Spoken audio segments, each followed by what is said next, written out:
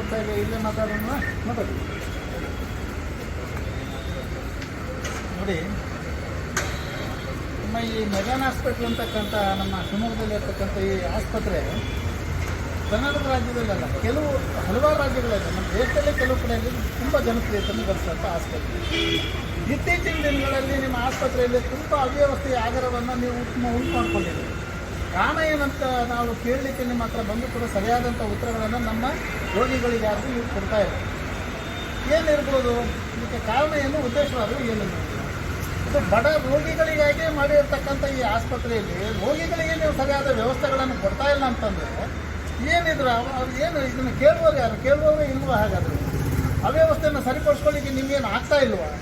ಮಾಡ್ತಾ ಇದೆ ರಾಜ್ಯ ಸರ್ಕಾರ. ನಿಮ್ಗೆ ಯಾವುದಾದ್ರು ನಿಮಗೆ ಬೇಕಾದಂಥ ಆ ವಸ್ತುಗಳನ್ನು ಇಲ್ಲಿ ಏನು ಮೆಷಿನರಿ ಆಗಿರ್ಬೋದು, ಮಗದೊಂದು ಯಾವುದೇ ಒಂದು ಸವಲತ್ತುಗಳನ್ನು ಕೊಡ್ತಾ ಇಲ್ವಾ? ಅಥವಾ ಕೊಟ್ಟರೂ ಕೂಡ ಅದರ ನಿರ್ವಹಣೆ ಆಗ್ತಾ ಇಲ್ವಾ?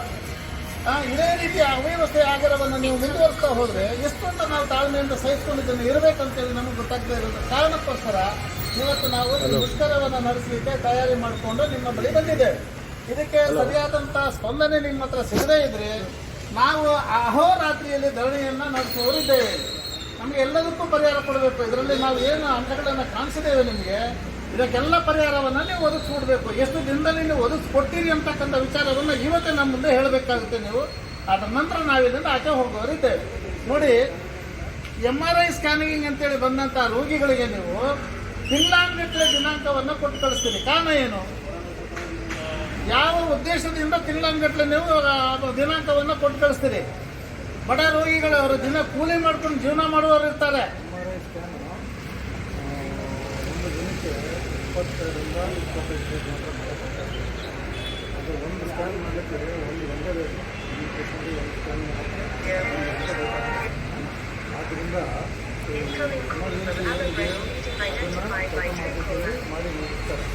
ನಂತರದಲ್ಲಿ ಈ ಅಡ್ಮಿನಿಸ್ಟ್ರೇಷನ್ಗೆ ಮಾಡ್ತಾರೆ. ಮೂರನೇ ಹಂತದ ಏನಾಗಿದೆ, ನಮ್ಮಲ್ಲಿ MRI ಸ್ಕ್ಯಾನರ್ಗೆ ತುಂಬ ಚೀಪಾಗಿ ಮಾಡ್ಕೊಡ್ತಾರೆ. ಹೊರಗಡೆ MRI ಸ್ಕ್ಯಾನರ್ಗೆ 10,000 15,000 ಅದೆಲ್ಲ ಹಾಕ್ತಿರ್ತಾರೆ.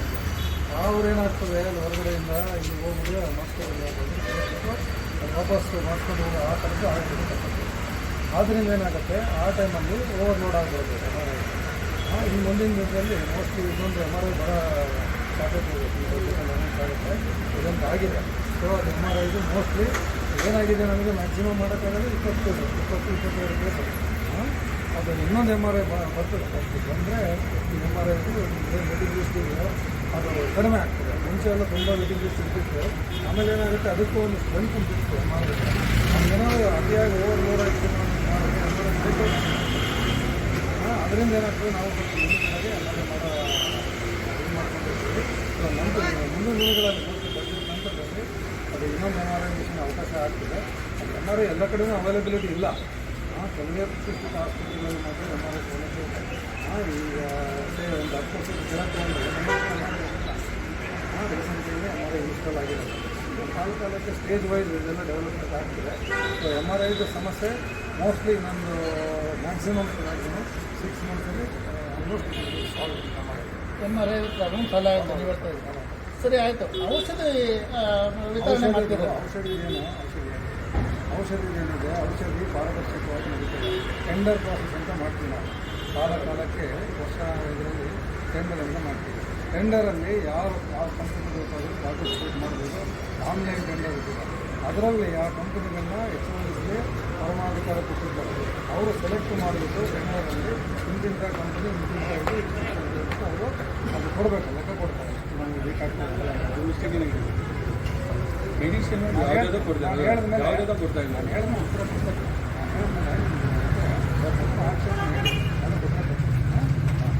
ಸೊ ವರ್ಷಕ್ಕೆ ನಾವು ಟೆಂಡರ್ ಅಂತ ಮಾಡ್ತೀವಿ. ಅದು ಆನ್ಲೈನ್ ಟೆಂಡರ್. ಯಾರು ಬೇಕಂದರೆ ಅದು ಯಾವ ಕಂಪನಿ ಬೇಕಾದ್ರೆ ಅದು ಮಾನದಂಡಗಳಿರ್ತವೆ. ಆ ಮಾನದಂಡಗಳು ಯಾರ್ಯಾರು ಬಿಟ್ಟು ಹಾಕ್ತಾರೆ ಅವರು ಪಾರ್ಟಿಸಿಪೇಟ್ ಮಾಡೋಕ್ಕೆ ಅವಕಾಶ ಇರ್ತದೆ. ಅದನ್ನು ಅದು ಸಮಿತಿ ಇರ್ತದೆ, ಪೂರ್ತಿ ಟೆಂಡರ್ ಪ್ರಕ್ರಿಯೆಯನ್ನು ಪೂರ್ತಿ ಪರಿಶೀಲನೆ ಮಾಡ್ತಾರೆ. ಪರಿಶೀಲನೆ ಮಾಡಿಬಿಟ್ಟು ಅವರಿಗೆ ಪರ್ಮಿಷನ್ ಕೊಡ್ತಾರೆ ಸಪ್ಲೈ ಮಾಡಲಿಕ್ಕೆ. ಒಂದು ಆಕ್ಷೇಪಣೆ ಏನೋ ಮೆಡಿಸನ್ ಸಪ್ಲೈ ಆಗೋದಿಲ್ಲ ಕಾಲಕ್ಕೆ. ಉತ್ಪತ್ತಿಲ್ಲ. ಏನಾಗ್ತದೆ, ಕೆಲವೊಮ್ಮೆ ದಾಸ್ತಾನು ಏನಿದೆ ಅಲ್ಲಿಂದ ರಿಲೀಸ್ ಆಗಬೇಕಾದ್ರೆ ರಿಸೀವ್ ಮಾಡಬೇಕಾದ್ರೆ ಅಲ್ಲಿ ಸ್ವಲ್ಪ ಪರಿಸ್ಥಿತಿ ಮಾಡಬೇಕು. ಕೆಲವು ಸಲ ಎಕ್ಸಾಸ್ಟ್ ಆಗೋದು, ನಿರ್ದೇಶ ಸಡನ್ನಾಗಿ ಬಳಕೆ ಜಾಸ್ತಿ ಆಗುತ್ತೆ, ಹೀಗೆಲ್ಲ ಆಗೋದು ಕೆಲವೊಂದು. ಎರಡನೇದಾಗಿ ಕೆಲಸದಲ್ಲಿ ಈವನ್ ಫಂಡಿಂಗ್ ನಮ್ಮ ಕಡೆಯಿಂದ ಏನು ದುಡ್ಡು ಕಂಪ್ನಿ ಬರಬೇಕಾಗುತ್ತೆ, ನಮ್ಮನ್ನು ದುಡ್ಡು ಬರದೇ ಕಾಲಕ್ಕೆ ಆಗಬೇಕು, ಡಿಲೇ ಆಗಿಬಿಡುತ್ತೆ ಕೆಲಸಕ್ಕೆ. ಅವಾಗ ಏನಾಗುತ್ತೆ, ಆ ಕಂಪ್ನಿಗಳವರು ದುಡ್ಡು ಅದು ಕೊಡದೇ ಇರೋದ್ರಿಂದ ಅವ್ರು ಸಪ್ಲೈ ಮಾಡೋದಕ್ಕೆ ಅವ್ರು ಕೊಡೋದಿಲ್ಲ. ಸ್ವಲ್ಪ ಪರಿಸ್ಥಿತಿ ಆಗಿದೆ. ಸ್ವಾಮಿ, ಸರ್ಕಾರದಲ್ಲಿ ಅಧಿಕಾರ ನಡೆಸಲಿಕ್ಕೆ ಅಂತ ನಮ್ಮ ಜನಪ್ರತಿನಿಧಿಗಳು ಅಂತ ನಾವಿಲ್ಲಿ ಮಾಡಿ ಕಳಿಸಿದವರು ಅಲ್ಲಿರ್ತಕ್ಕಂಥ ಐಷಾರಾಮಿ ಕಾರುಗಳನ್ನ ಇದಾಗಲ್ಲ, ನಮಗೆ ಹೊಸ ಕಾರ್ ಬೇಕು, ಆ ಬಂಗ್ಲೆಗಳನ್ನ ರಿನೋವೇಷನ್ ಮಾಡ್ಕೊಳ್ಳೋದು ಏನಿದೆ ಅದು? ಅದನ್ನೇನು ರಿನೋವೇಷನ್ ಮಾಡ್ಕೋಬೇಕು? ನವೀಕರಣ ಮಾಡ್ಕೊಳ್ಳೋದಕ್ಕೋಸ್ಕರ ಕೋಟ್ಯಾಂತರ ರೂಪಾಯಿ ಖರ್ಚು ಮಾಡ್ತಾರೆ. ಬಡ ರೋಗಿಗಳಿಗೆ ಔಷಧಿಯನ್ನ ಯಾಕೆ ಕಳಿಸ್ಕೊಡೋದಿಲ್ಲ? ನೀವು ಆಡಳಿತ ವರ್ಗ ಯಾಕೆ ಅವರಿಗೆ ಇದನ್ನು ಕಳಿಸ್ಕೊಡೋದಿಲ್ಲ? ನಿಮ್ಮ ಬೇಡಿಕೆ ಯಾಕೆ ಕಳ್ಸ್ಕೊಡೋಣ ನೀವು? ಎರಡನೇದಾಗಿ ನಿಮ್ಮ ಆಸ್ಪತ್ರೆಯಲ್ಲಿ ಇಲ್ಲದೆ ಇರ್ತಕ್ಕಂಥ ಔಷಧಿಯ ನಾಮಫಲಕವನ್ನು ಯಾಕೆ ಹಾಕೋದಿಲ್ಲ ನೀವು? ಇಲ್ಲಿ ದಾಸ್ತಾನು ಇಲ್ಲ ಅಂತ ಯಾಕೆ ಹಾಕೋದಿಲ್ಲ ನೀವು? ಅದು ನಿಮ್ಮ ಜವಾಬ್ದಾರಿ ಅಲ್ವಾ ನಿಮ್ದು?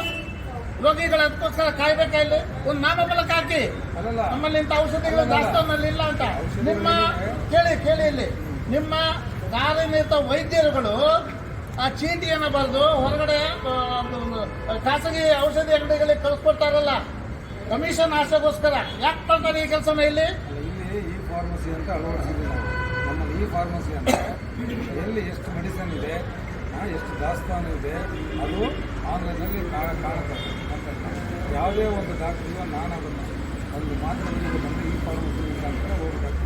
ಎಲ್ಲ ಟ್ರಾನ್ಸ್ಪರೆನ್ಸಿ ಇರ್ತದೆ.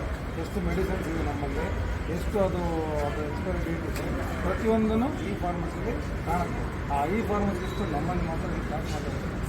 ಅದರಿಂದ ಸುಮಾರು ಏನಿದೆ ಅನ್ನೆಸೆಸರಿಗೆ ಸುಮಾರು ಮೆಡಿಸಿನ್ಸ್ ಎಕ್ಸರ್ಸೈಸ್ ಹೋಗೋದು ವೇಟ್ ಮಾಡೋದೆಲ್ಲ ಸ್ಟಾಪ್ ಆಗುತ್ತೆ.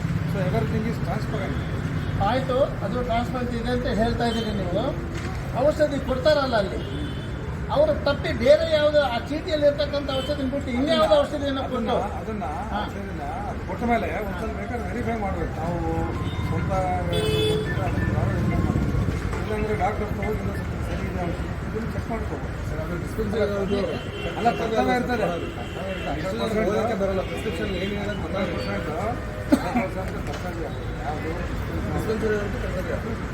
ಮೆಡಿಸಿನ್ಸ್ ಕೊಡ್ತಾರಲ್ಲ, ಏನು ಓದಿರ್ತಾರೆ?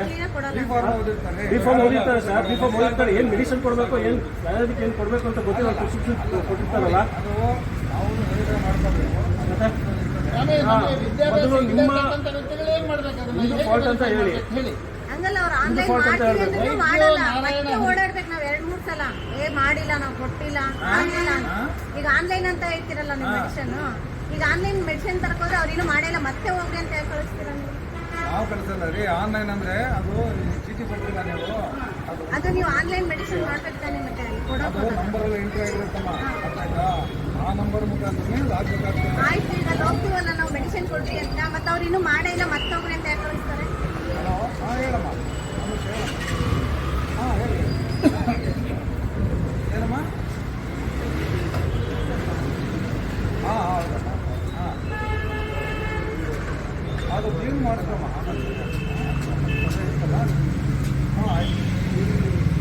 ನೋಡಿ, ನಿಮ್ಮ ಹೆರಿಗೆ ವಿಭಾಗದಲ್ಲಿ ಬಾಣಂತಿ ಬಂದಿಲ್ಲ, ನಿಮ್ಮ ದಾಖಲಾತಿ ತಗೊಳ್ಳೋದಕ್ಕೆ ದಾಖಲೆ ಮಾಡ್ಕೊಳ್ಳೋದಕ್ಕೆ ವಿಳಂಬ ಮಾಡ್ತಾರೆ. ಒಂದು ಕಡೆಯಿಂದ ಹಣ ಕೊಡಬೇಕು ಅವರಿಗೆ, ಆಗ ದಾಖಲಾತಿ ಬೇಗ ಅವರು ತಗೊಳ್ತಾರೆ.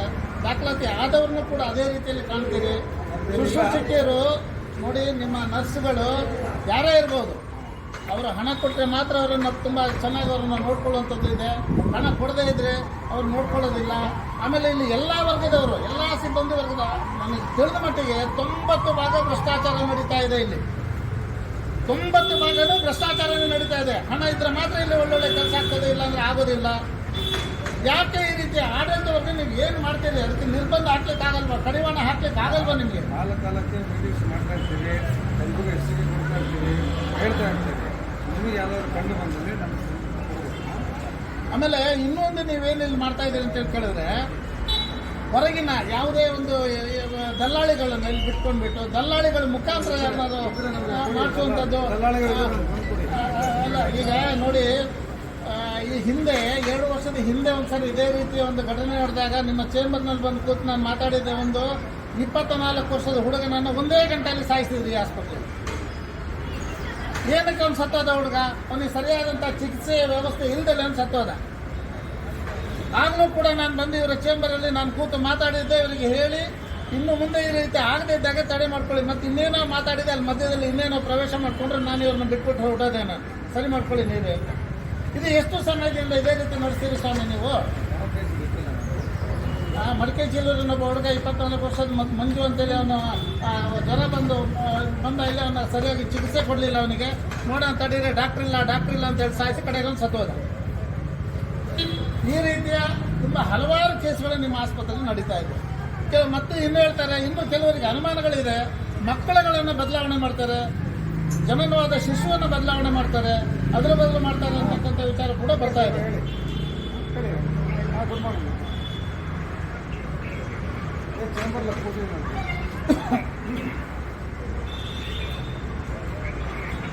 ಬರೋಕ್ಕೆ ಹೇಳಿ ನಾನು ಒಟ್ಟಿಗೆ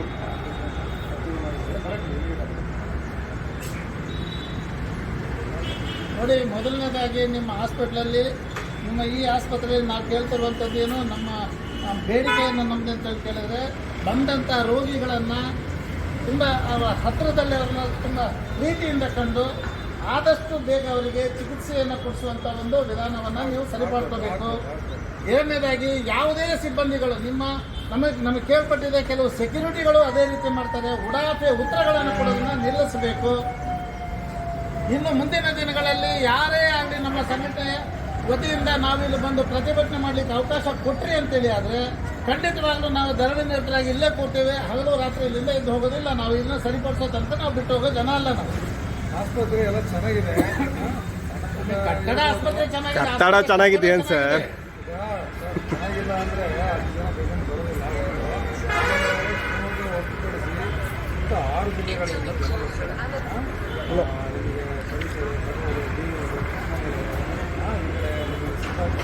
ಶಿರ್ಸಿ, ಹಿರೇಕೆರೂರು, ಆ ಕಡೆಯಿಂದೆಲ್ಲ ಬರ್ತಾರೆ. ಆ ಕಡೆ ಎಲ್ಲ ಜನ ಬರ್ತಾರೆ. ಏನಾದರೂ ಸಿಗ್ತಾ ಇದೆ, ಸಣ್ಣ ಪುಟ್ಟ ಏನಾದರೂ ಸಮಸ್ಯೆ ಆಗ್ತಿರ್ಬೋದು.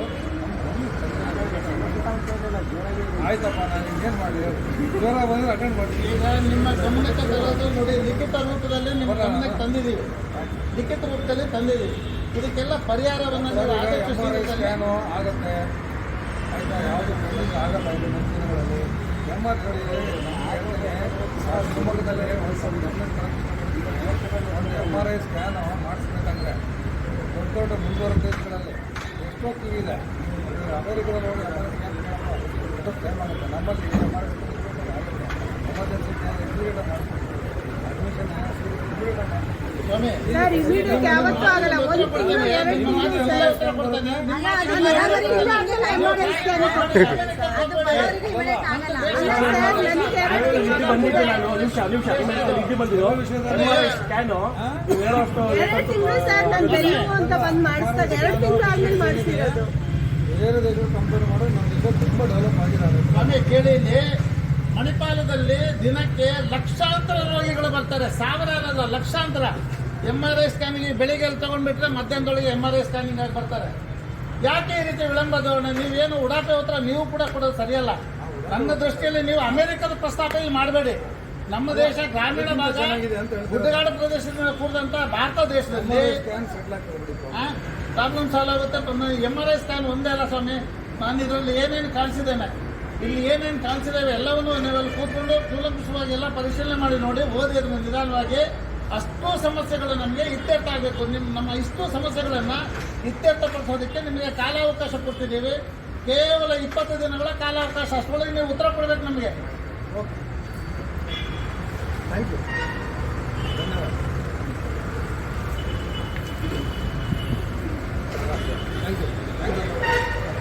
Thank you. ಲಾಸ್ಟಿಗೆ ಅಕ್ಕ ಅನ್ಬಿಟ್ಟಿಲ್ಲ.